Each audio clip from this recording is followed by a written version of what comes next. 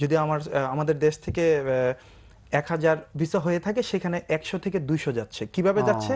অবৈধ। অবৈধ পথ মানে প্লেনও অবৈধ পথে যাচ্ছে। আচ্ছা আচ্ছা আচ্ছা। এয়ারপোর্টে টাকা দিয়ে তারপর যাওয়া হচ্ছে, এরকম মানে ব্যাপারটা নানান উপায়ে যাচ্ছে, নানান উপায়ে যাওয়া হচ্ছে। অর্থাৎ বৈধ চ্যানেলটা খুবই সংকুচিত। খুবই সংকুচিত। কিন্তু একটা জিনিস করতে পারে গভর্নমেন্ট, যে মালয়েশিয়ার ক্ষেত্রে আমি যেটা বলবো, যে যেহেতু গভর্নমেন্ট টু গভর্নমেন্ট হচ্ছে না, তাইলে আগে যেভাবে হয়তো সেভাবেই করা হোক। যেহেতু কোনো মালয়েশিয়ার গভর্নমেন্টের কোনো সমস্যা নেই, তাহলে আমাদের গভর্নমেন্টের কেন সমস্যা হবে? ওইখানে তো ভিসা হচ্ছে, এরকম না যে মালয়েশিয়ার গভর্নমেন্ট ভিসা বন্ধ করে দিছে, যা কাউকে ভিসা দেওয়া হবে না। ভিসা তো হচ্ছে। তো এখন আমাদের গভর্নমেন্টের সেদিক দিয়ে একটু নজর দেওয়া উচিত, যে মালয়েশিয়াটা এত কাছের একটা দেশ, এত ডেভেলপ হচ্ছে, সেখানে শ্রমবাজারটা আরো বড় করা উচিত।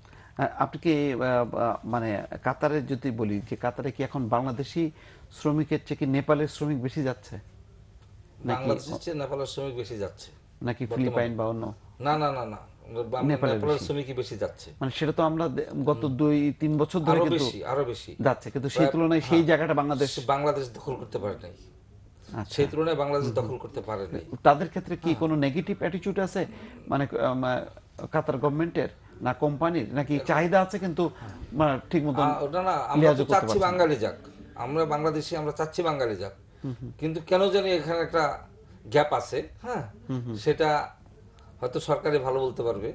হ্যাঁ, আচ্ছা আচ্ছা। কেন জানি একটা গ্যাপ আছে, কেন আমরা তো আমাদের এখন আমরা দেখি ওখানে আপনার নেপালি লোক যে ধরনের বিহেভ করে তাদের সাথে, তার সে বাঙালিরা অনেক ভালো বিহেভ আমরা করি তাদের সাথে। আচ্ছা আচ্ছা। এবং আমাদের চাহিদা দিন দিন সেখানে বেড়ে চলছে, কিন্তু ভিসা হচ্ছে না। আমরা যদি মানে তুলনা করি নেপালের শ্রমিক আর বাংলাদেশের শ্রমিক, মানে সেখানকার যারা কোম্পানি বা ব্যবসা প্রতিষ্ঠান আছে, তাদের কাছে কোন দেশের শ্রমিকটা বেশি গ্রহণযোগ্য? গ্রহণযোগ্য বাংলাদেশি, নেপালের চেয়ে অনেক বেশি গ্রহণযোগ্য বাংলাদেশের শ্রমিক। আচ্ছা আচ্ছা। বাংলাদেশের শ্রমিক দক্ষ, বাংলাদেশের মানুষ দক্ষ। হ্যাঁ, তাহলে এবং ভিসার বেলায় কেন এরকম হচ্ছে সেটা তো সরকারের ব্যাপার। সরকার যদি এটাকে নিগোসিয়েশন করে, হ্যাঁ, চেষ্টা করে, হ্যাঁ, তাহলে দক্ষ শ্রমিক পাঠাবে। হ্যাঁ, এবং সব ধরনের শ্রমিক চাহিদা সেখানে আছে, কৃষির চাহিদা আছে। হ্যাঁ, আচ্ছা আচ্ছা। তারপরে আপনার কনস্ট্রাকশন শ্রমিকের চাহিদা আছে। হ্যাঁ, চাহিদা আছে, কিন্তু সেটা আমরা কাজে লাগাতে আমরা পারছি না। কাজে লাগাতে আমরা পাচ্ছি না। আমরা একটু কুয়েতের একটু এর বিষয়টা জানতে চাচ্ছি, যে কুয়েতে বাংলাদেশি শ্রমিক যাওয়ার সংখ্যাটা তো যেটা হচ্ছে খুবই হাতে গোনা, তার বিপরীতে সেখানে কোন দেশের শ্রমিক যাচ্ছে? ওখানেও একই অবস্থা, নেপাল। আচ্ছা, একটু আসছি আপনার কাছে। দর্শক, আমরা সংযুক্ত হচ্ছি, কাতার থেকে একজন দর্শক যুক্ত হয়েছেন, তার সঙ্গে কথা বলি। জি দর্শক, আপনার নাম বলুন। আমার শাহাদাত। আসসালামু আলাইকুম। ওয়ালাইকুম আসসালাম। সালাম। জি বলুন ভাই। হ্যালো। জি শুনতে পাচ্ছি, বলুন। জি, আমি দোহা কাতার থেকে বলছিলাম। জি বলুন। কাতারের শ্রমিকদের অবস্থা বর্তমানে খুবই খারাপ। বিশেষ করে বাসার সামনে থেকে আইসা পাকিস্তানি, ইন্ডিয়ান তথাকথিত কতগুলো লোক আসে, আইসা বলে যে 150 রিয়াল হাজিরা দিব তোমাদেরকে, তোমরা কাজে যাবা কিনা। তো কেউ যদি ভুলক্রমে কোন গাড়িতে কাজের জন্য ওঠে, তাহলে তাদেরকে পুলিশে হ্যান্ড ওভার করে দেয়, সিআইডি কাছে হ্যান্ড ওভার করে দেয়, তাদের হ্যান্ড ওভার করে দেওয়ার পরে তাদেরকে সরাসরি বাংলাদেশে পাঠিয়ে দেওয়া হচ্ছে। এই ঘটনা প্রায় 1-1.5 মাস যাবত ঘটতেছে। আমরা বিভিন্ন মিডিয়ার মাধ্যমে মিডিয়াতে ফলো করতেছি, দেখতেছি। এই ব্যাপারে আমাদের সরকারের কোনো উদ্যোগ নেই। এই ব্যাপারে আমাদের সরকার কোনো সরকার অথবা পররাষ্ট্রমন্ত্রী কেউ কোনো উদ্যোগ নিচ্ছে না। আবার আমরা মিডিয়ার মাধ্যমে জানতে পারতেছি যে 80,000-90,000 বাংলাদেশি শ্রমিক থেকে কাতার আসবে, কিন্তু কাতারে কাজকর্মের অবস্থা খুবই খারাপ। এদিক দিয়ে আমরা যে অবস্থা আছি, আজকে এক সাইডে কাজ করতেছিল, ওইখান থেকে 21 জন বাংলাদেশি শ্রমিক সিআইডি গ্রেফতার করছে, ওদেরকে অলরেডি সফর জেলে পাঠিয়ে দেওয়া হয়েছে। এখন এই অবস্থায় আমরা কি বিভীষিকাময় অবস্থায় আছি, আল্লাহ পাক ছাড়া কেউ জানে না। আমাদের সরকারের পক্ষ থেকে এ পর্যন্ত আমরা কোনো উদ্যোগ পাচ্ছি না। দেখা যাচ্ছে যে প্রতিদিন বাঙালি শ্রমিক আসছে, আর প্রতিদিন 120 জন 150 জন করে নাকি কাতারের গভর্নমেন্ট নিজে টিকিট দিয়ে কাতার এয়ারওয়েজের মাধ্যমে প্রতিদিন 120 জন করে ফ্লাইট দিচ্ছে। এ ব্যাপারে আমরা কোনো উদ্যোগ পাচ্ছি না।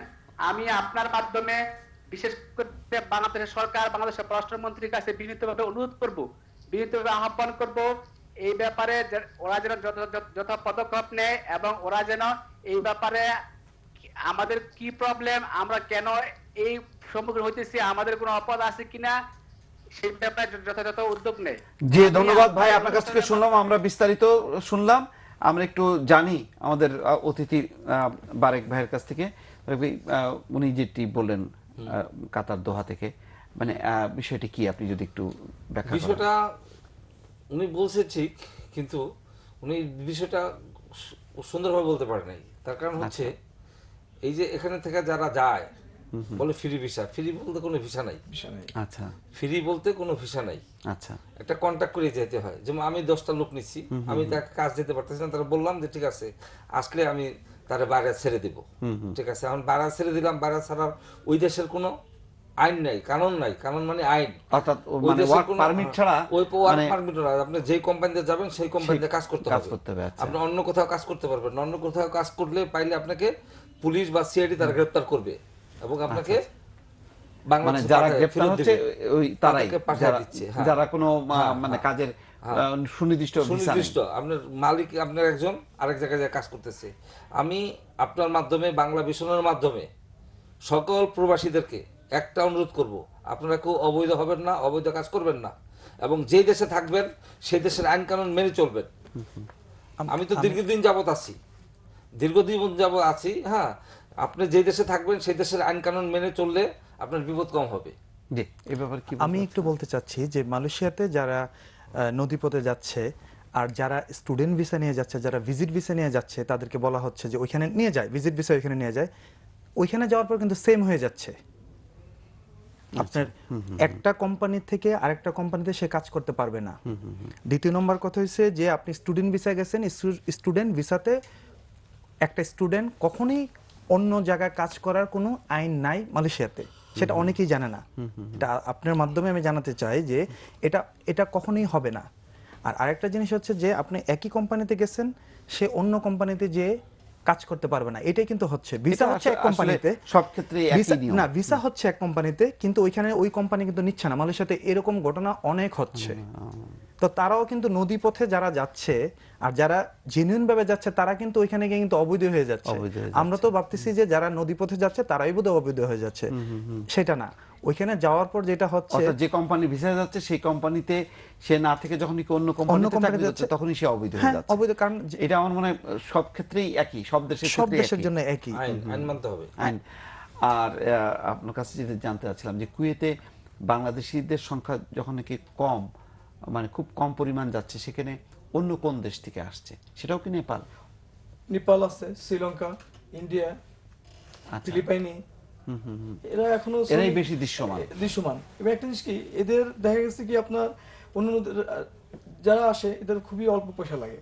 আচ্ছা আচ্ছা, এরা আসলে কম দেখা পয়সায় গেছে- তাদেরকে পাঠাতে জি, পারছে। আমাদের বাংলাদেশে দেখা গেছে কি আমাদের শ্রমিকরা সবচেয়ে, এবং কুয়েতেরা সবাই ভালো জানে আমাদের বাংলাদেশের শ্রমিকদের যে চাহিদা, এবং বাংলাদেশের শ্রমিকদের ব্যবহার সবচেয়ে ভালো। আচ্ছা। এবং অন্য দেশে যে আমাদের বাংলাদেশে একটা শ্রমিক, নেপালি 10টা শ্রমিক, একই কাজ একদম। নেপালি 10 জন যে কাজ করবে, বাংলাদেশে একটা শ্রমিক একজন তাই পায়। তারপরেও আমাদের ভিসার যে একটাই এই জিনিসটা আমরা এখনো বৈধভাবে পারতেছি না, এটা হলে আমাদের বড় একটাই ব্যর্থতা। এই ধরুন এই বিষয়টি নিশ্চয়ই আমার মনে হয় যে মানে প্রত্যেকটা, শুধু সৌদি বলে না, সৌদি, কাতার, দুবাই, যেখানে বলেন বাংলাদেশের, এবং আমার সবচেয়ে গর্ব হয় যে আমার সোনার বাংলাদেশের মানুষ, এরা সত্য সোনার বাংলার মানুষ, এবং বিদেশে না গেলে বোঝা যাবে না যে বাংলাদেশের মানুষ। এটা আসলে সব দেশ থেকেই আমরা প্রবাসী যারা আছেন তাদের কাছ থেকে শুনি যে বাংলাদেশি শ্রমিকের প্রচুর চাহিদা আছে, কিন্তু কেন যেন সেই চাহিদা অনুযায়ী আমরা সেই বিষয়টি ফুলফিল করতে পারছি লক্ষ্য না। করা যায়, দেখা গেছে বিভিন্ন দেশের শ্রমিকদের আমদানিতে যে একটা কোম্পানিতে যে একটা আপনার থাকে নিয়ম কানুন, আমরা বাংলাদেশের শ্রমিকদের ব্যাপারে কিছু আমরা ফলো করি না। আচ্ছা এই জিনিসটা বড় একটাই। আচ্ছা আচ্ছা, তাহলে এই বিষয়গুলি আসলেই নজর দেওয়া উচিত। আমার মনে হয় যে আমরা একটু প্রবাসে আমাদের পাঠানো রিপোর্টগুলি আমরা একটু দেখে আসতে চাই। দর্শক, আমরা আলোচনা শুনছি, প্রবাস থেকে পাঠানো কয়েকটা রিপোর্ট আমরা দেখে আসতে চাই। রোমের ত্রেস্তেভেরে এলাকায় ব্রিজের ওপর থেকে ত্রেভেরে নদীতে লাফিয়ে আত্মহত্যার চেষ্টা করেন 55 বছর বয়সী এক নারী। সাঁতার না জানা মহিলাটি ঝাঁপ দিয়েই তলিয়ে যাচ্ছিলেন দেখে অবৈধ বাংলাদেশি সবুজ খলিফা জীবনের ঝুঁকি নিয়ে লাফিয়ে পড়ে মহিলাকে উদ্ধার করে। ঘটনাটি ঘটেছে গত 12 মে বিকেলে। স্থানীয় পুলিশ প্রশাসন ও উদ্ধার কর্মীরা তাৎক্ষণিক ঘটনাস্থলে এসে মহিলাকে হাসপাতালে নিয়ে যায় এবং ঘটনার নায়ক সবুজ খলিফাকে জিজ্ঞাসা করে জানতে পারে সে 2008 সাল থেকে ইতালিতে অবৈধভাবে অবস্থান করছে। এই ঘটনায় দেশটির পুলিশ প্রশাসন সবুজের ইতালি থাকার বৈধতা না থাকায় তাকে দেশ থেকে বহিষ্কার না করে মানবতা ও তার বীরত্বের সম্মাননায় ইতালিতে 1 বছর থাকার স্টে পারমিট প্রদান করে। Avanti, casta e subito presto, in avanti, è arrivato per subito, e visto qua, dico, così occhi ancora, poi pensare ancora vivo. ঘটনাটি ইতোমধ্যে ইতালীয় ও বাংলাদেশিদের মাঝে বেশ চাঞ্চল্যের সৃষ্টি করেছে।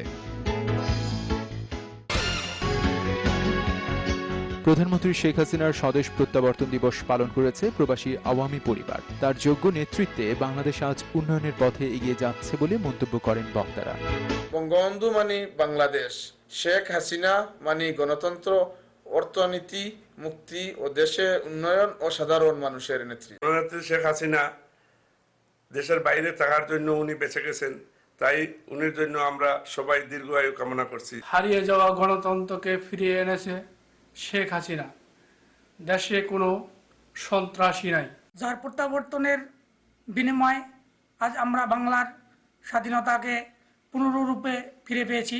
জননেত্রী শেখ হাসিনা স্বদেশ প্রত্যানে দেশের গণতন্ত্র ফিরে এসেছে এবং জনগণ তাদের ভোট ও বাতের অধিকার ফিরে পেয়েছে। বঙ্গবন্ধু কন্যা শেখ হাসিনার প্রত্যাবর্তনে আওয়ামী লীগের নতুন করে গণজাগরণের সৃষ্টি হয়েছে।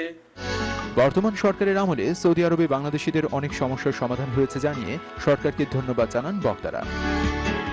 শেখ হাসিনা স্বদেশ প্রত্যাবর্তনে আওয়ামী লীগের পুনর্জন্ম হয়েছে, দেশে ফিরে এসেছে স্বাধীনতা, এসেছে গণতন্ত্র, বাংলাদেশের মানুষ পেয়েছে ভোটবাদের অধিকার, এমনটাই মনে করে সৌদি আরবে অবস্থানরত প্রবাসী আওয়ামী লীগের অঙ্গ সংগঠনের নেতৃবৃন্দ।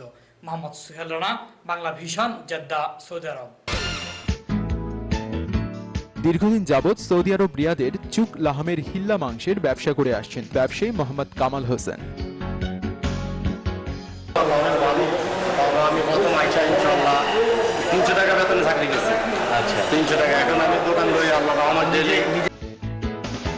বাংলাদেশি ভিসা চালু থাকলে বাংলাদেশিরা এই ব্যবসায় সফলতা অর্জন করত বলে মনে করেন কামাল হোসেন। সফলতার জন্য সবার কাছে দোয়া চান তিনি। দর্শক, আমরা রিপোর্টে দেখলাম ইতিমধ্যে আমাদের সাথে যুক্ত হয়েছেন দক্ষিণ আফ্রিকা থেকে একজন দর্শক, তার নাম জানতে চাচ্ছি। জি দর্শক, আপনার নাম বলুন এবং কি বলতে চান। রফিক, রোমেল, জি জি বলুন ভাই, আপনি সাউথ আফ্রিকার কোন অঞ্চল থেকে? আমি কেপটাউনের তোসিবা থেকে বলছি। কেপটাউন থেকে, জি জি জি ভাই বলুন, আমি গিয়েছিলাম সেখানে। আমরা সাউথ আফ্রিকা ব্যবসা বাণিজ্য নিয়ে আসছি, কিন্তু আমাদের এই দেশে কোনো নিরাপত্তা নেই। আমাদের অনেক বাঙালি আছে, অনেক পয়সা আলার মালিক, কোনো নিরাপত্তাটা পাইতেছি না। আমাদের সরকারি ভাবে থেকে মানে এদের সাথে একটা চুক্তি করে আমাদের বাঙালি যারা ব্যবসা বাণিজ্য করতেছে তাদের জন্য একটু নিরাপত্তা থাকে, আমি ওইটাই আপনার কাছে আবেদন করতেছি। এখানে অনেক বাঙালি আছে, অনেক কোটি টাকার মালিক, অনেক টাকা, কিন্তু এই দেশের থেকে আমরা দেশে টাকা পাঠাইতেছি, কোনো মানে ব্যাংক নাই, কোনো কিছু পাইতেছি না। ঠিক আছে, মানুষের হাতে হাতে টাকা পাঠাইতেছি, কিন্তু দেশে পাঠাই, এই দেশের টাকা আমাদের নিজের ব্যবসা, কিন্তু অনেক টাকা কামাইতেছি, কিন্তু ভাই ব্যাংকের মাধ্যমে দেশে পাঠাইতেছি না। মানুষের হাতে হাতে পাঠাতেছি, টাকা কম যায়। বাংলাদেশে 1 লাখ টাকা পাঠাইলে ওই দেশে যায় 70,000 টাকা। ভাই আপনার কাছে জানতে চাচ্ছি যে কিছুদিন আগে সেখানে জেনোফোবিয়ার কথা শুনেছিলাম, প্রচুর মানুষ মারা গেছে, তার মধ্যে বাংলাদেশিরাও কিছু কিছু আছে। এখন পরিস্থিতিটা কেমন সেখানে? ভাইয়া পরিস্থিতি অনেক ভালো আছে, মোটামুটি ভালো আছে সাউথ আফ্রিকা পরিস্থিতি, কিন্তু ঠিক আছে ওই যে সোমালিয়া মালয় ওদের সাথে কালারাই দেশে অনেক গাঁজার ব্যবসা করে, ড্রাগসের ব্যবসা করে, এই কারণে কালোদের এই দেশে সাউথ আফ্রিকা বলতেছে এরা আসে এই দেশে দোকানপাট রব করে এই বাঙালিদেরকে অনেক ক্ষতি করতেছে, কিন্তু এদেরকে বাগ ধরাই দাও, এদেরকে দৌড়াই দাও, এই কারণে এই দেশে ভাইরাসটা শুরু হয়েছে। ঠিক আছে, মোটামুটি বর্তমান জি বুঝতে পেরেছি। জি ভাই, ধন্যবাদ আপনাকে। বুঝতে পেরেছি নিশ্চয়ই সরকার বিষয়টি নজর রাখবে, কারণ সাউথ আফ্রিকায় দিনকে দিন বাংলাদেশিদের সংখ্যা বাড়ছে এবং সেখান থেকে প্রচুর পরিমাণ রেমিটেন্স বাংলাদেশে আসছে। সুতরাং এই বিষয়টি বিবেচনা করে নিশ্চয়ই সরকার নিরাপত্তার বিষয়ে সাউথ আফ্রিকার সঙ্গে যোগাযোগ করবে কূটনৈতিক পর্যায়ে, সেটি আমাদের প্রত্যাশা। আমরা আবার একটু আলোচনায় ফিরতে চাই। আমরা সম্ভবত মালয়েশিয়ার পয়েন্টে ছিলাম যে মালয়েশিয়ার যে পরিস্থিতিটা সর্বশেষ, তো তাহলে যারা বিভিন্ন কোম্পানি ভিসায় যাচ্ছে, তাহলে সেগুলি কি ফেক কোম্পানি, যে সেই কোম্পানিতে যাচ্ছে অথচ সেখানে কাজ নেই, কাজ করছে অন্য জায়গায়? কারণ তাদেরকে বলা হয় তোমাদেরকে 1500 রিঙ্গিত বেতন দেওয়া হবে, অ্যাকচুয়ালি ওইখানে 1500 রিঙ্গিত বেসিক হয় না, ওইখানে 1000 রিঙ্গিত হয়। 1000 রিঙ্গিত যদি একজন পায়, তার থাকা খাওয়া 400 রিঙ্গিত চলে, 600 রিঙ্গিত। 600 রিঙ্গিতে কত আসে? 15,000 টাকার মতো আসে। সেটাও সে যাচ্ছে 3 থেকে 4 লাখ টাকার মাধ্যমে, কিন্তু অ্যাকচুয়ালি তত টাকা মানুষের ভিসা করতে লাগে না। তো এই কারণে আমি বলবো যে সরকার যদি গভর্নমেন্ট টু গভর্নমেন্ট যদি নাই হয়, তাহলে আগের যে পজিশনটা ছিল, আগে যেভাবে আমাদের দেশ থেকে শ্রমিক মালয়েশিয়াতে যে প্রক্রিয়াতে ছিল, সেই প্রক্রিয়া আবার চালু করা হোক, অর্থাৎ বেসরকারি উন্মুক্ত করে দিলে আমার মনে হচ্ছে যে আরো বেশি শ্রমিক যেতে পারবে এবং অবৈধ পথে মানুষ যাওয়া বন্ধ করবে। আচ্ছা, আমরা একটু জানতে চাচ্ছি যে কাতারে মানে যে বাংলাদেশিরা আছেন এক সময়, তারা অনেকে এখন ব্যবসা বাণিজ্য করছেন, আপনি নিজেও ব্যবসা বাণিজ্য করছেন, সেই ক্ষেত্রে আমাদের বাংলাদেশিরা কেমন করছে? না, বাংলাদেশিরা আলহামদুলিল্লাহ, বাংলাদেশিরা ব্যবসা বাণিজ্য করে আগের চেয়ে ভালো আছে সবাই। আমার যা ধারণা, যারা ব্যবসা বাণিজ্য করছে তারা মোটামুটি 90% লোক ভালো আছে। তারা কি নিজের নামে ব্যবসা করতে পারছে নাকি? এখন নিজের নামও করতে পারে, এবং তাছাড়া ওদের সাথে একটা কন্ট্যাক্ট থাকে আমাদের। আচ্ছা, উনি বাৎসরিক একটা বেনিফিট নেবে, মাসিক একটা বেনিফিট। সেই ক্ষেত্রে কি তারা ভিসা এক্সটেন্ড করতে পারে? করতে পারবে, যতদিন খুশি, যতদিন খুশি করতে পারবে। তাহলে মানে শ্রমবাজারের চেয়ে যারা অন্তত ব্যবসা বাণিজ্য করছে তারা বেশি ভালো আছে। হ্যাঁ, এবং তারা ভালো আছে, তারা অনেক ভালো আছে, এবং ভালো আছে ঠিক, এবং রেমিটেন্স পাঠাচ্ছে। কিন্তু আসলে আমরা যারা প্রবাসী আছি, আমরা এয়ারপোর্টেও কিন্তু অনেক হয়রানি হই, এটাকেও কিন্তু আমি এই বিষয়টি আসছি মাহমুদুর রহমান মাহমুদের কাছে যাব। দর্শক, আমরা তার আগে আমরা একটু দেখে নিতে চাই প্রবাস থেকে পাঠানো আরো কয়েকটি রিপোর্ট। সম্প্রতি চট্টগ্রামের ফটিকছড়ি থানার খোরশেদা খুন হন। খুনের দায়ে অভিযুক্ত খোরশেদার স্বামী আবুল হাশেম গত ফেব্রুয়ারির 3 তারিখ রাতে দুবাই পাড়ি জমান। খোরশেদার বড় ভাই কাতার প্রবাসী হাসান আলী এ ব্যাপারে সরকারের হস্তক্ষেপ কামনা করছেন। আমার বোনের খুনি নম্বর আসামি আবুল হাশেমকে দেশে এম্বাসির মাধ্যমে বা ইন্টারপোল পুলিশের মাধ্যমে যেভাবে হোক এনে তার উপযুক্ত শাস্তি, দেশে যে সমস্ত তার খুনের সহযোগী, তার জাল আর আসামির ভাই যারা আছে ওপেনলি ঘোরাফেরা করতেছেন, তাদেরকে কাউকে এখন পর্যন্ত কোনো আইনের আওতায় আনা হয় নাই, তাদের বিচারের দাবি করছি। কুলাউড়া প্রবাসী আল আইনবাসী এবং ব্যবসায়ীদের পক্ষ থেকে কুলাউড়া উপজেলা পরিষদের চেয়ারম্যান আসম কামরুল ইসলামকে স্থানীয় ফুড ওয়ার্ল্ড হোটেলে গণসংবর্ধনা দেওয়া হয়েছে। সংযুক্ত আরব আমিরাতের সামার ক্যাপিটাল আল আইনে আবুধাবি, দুবাই, শারজাতেও কুলাউড়া তথা সিলেটবাসীদের পক্ষ থেকে তাকে আলাদা সংবর্ধনা দেওয়া হয়। কুলাউড়া উপজেলা চেয়ারম্যান কামরুল ভাই কুলাউড়া উপজেলাকে আদর্শ এবং প্রতিষ্ঠ করবেন, এটাই আমরা চাই। কুলাউড়া উপজেলা চেয়ারম্যান কামরুল ভাই আমাদের মাঝে আসছেন, আমরা অনেক আনন্দিত হয়েছি। অত্যন্ত জনপ্রিয় চেয়ারম্যান কামরুল ভাই, আমরা আশা করি তিনি আমাদের প্রত্যাশা পূরণ করতে পারবেন। কুলাউড়া উপজেলার চেয়ারম্যান আসম কামরুল ভাই কুলাউড়াবাসীর যে উন্নয়ন করতেছেন, সেই ধারাবাহিকতা যে বজায় রাখে, সেটাই আমাদের প্রত্যাশা ওনার কাছে। ওনার বাবা অনেক আদর্শবান লোক ছিলেন, ওনার বাবার মতো উনি যেন সেই অনুসরণ করে কুলাউড়া উপজেলার উন্নয়ন করতে পারেন। দ্বিতীয়বার যখন উনি উপজেলা চেয়ারম্যানের পুনর্নির্বাচিত হন, এই উন্নয়নের ধারাবাহিকতা যেন রক্ষা হয়, আমরা ওনার কাছে এই আহ্বান জানাই। কুলাউড়া উপজেলা নির্বাচিত চেয়ারম্যান প্রবাসী আসায় আমরা অনেক খুশি হয়েছি। আল আইনের প্রবাসী কমিউনিটি নেতা ও ব্যবসায়ী আব্দুল আহাদ নান্নু মেম্বারের সভাপতিত্বে এবং আব্দুস সামাদ শাহ ও আতাউর রহমানের যৌথ সঞ্চালনায় সভায় বিশেষ অতিথি ছিলেন হাজী শফিকুল ইসলাম। আমরা আশা করব এখানে যারা আমাদের প্রবাসী ভাইরা আছে, তারা এই দেশের সরকারের আইন নিয়ম শৃঙ্খলা মেনে চলবে। এখানে কাজ করছে সরকারের কূটনৈতিক দপ্তর, সরকারের পক্ষ থেকে কাজ চলছে যাতে আমাদের প্রবাসী বাংলাদেশিদের ভিসা আবারও চালু হয়, আমাদের বাংলাদেশ থেকে এখানে